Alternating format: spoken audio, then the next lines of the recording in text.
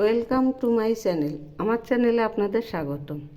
আজকে আমি silver cup মাছের রেসিপি নিয়ে আপনাদের সামনে আসছি। এই মাছের তেল ঝাল বানাবো। আজকে আমি সিলভার কাপ মাছ রান্না করব। এই যে মাছগুলো লবণ হলুদ দিয়ে মেখে নিয়েছি, এবার এগুলি ভাজবো। এবার প্যান বসিয়েছি, প্যানে তেল দিলাম। তেল গরম হয়ে গেছে, এবার আমি মাছগুলো ছেড়ে দিচ্ছি।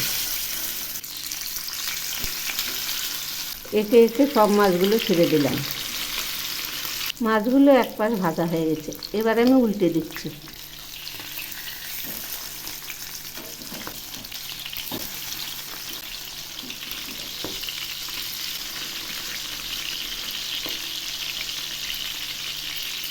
এখন মাছগুলো একটু ঘুরিয়ে দিচ্ছি।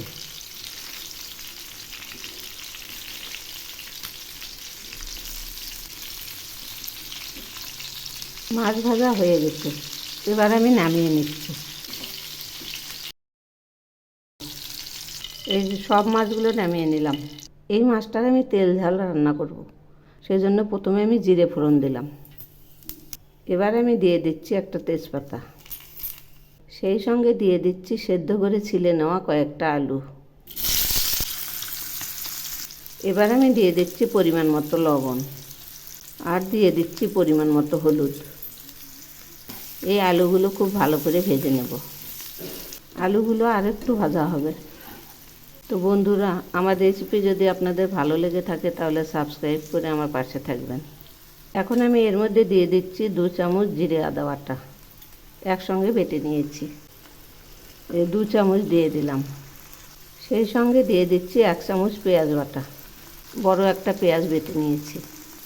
এখন আমি দিয়ে দিচ্ছি 2 চামচ টমেটো পেস্ট।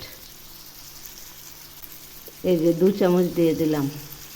সেই সঙ্গে দিয়ে দিচ্ছি 1 চামচ লঙ্কার গুঁড়ো। এখন আমি নেড়ে দিচ্ছি। এই মশলাগুলোও খুব ভালো করে ভেজে নেব। এই মশলা বাটাগুলো অনেকটা সময় ধরে কষাতে হবে, কারণ পেঁয়াজ বাটা আছে। পেঁয়াজ বাটার কাঁচা গন্ধ ভালো লাগবে না, সেজন্য অনেকটা সময় ধরে কষাতে হবে।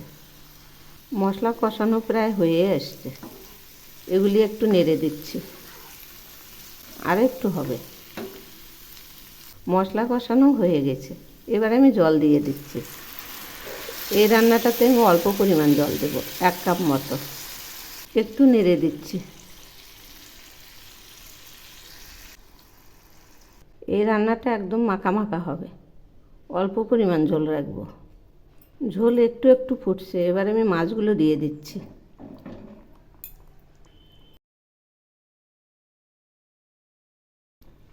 একে একে সব মাছগুলো দিয়ে দিলাম। এখন একটু নেড়ে দিচ্ছি। এগুলি আর একটু ফুটবে। রান্নাটা এখন হয়ে গেছে।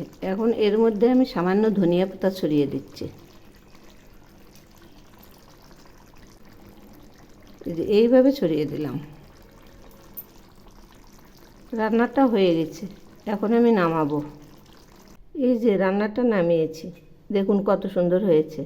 এইভাবে বানিয়ে খেয়ে দেখবেন, দারুণ লাগবে।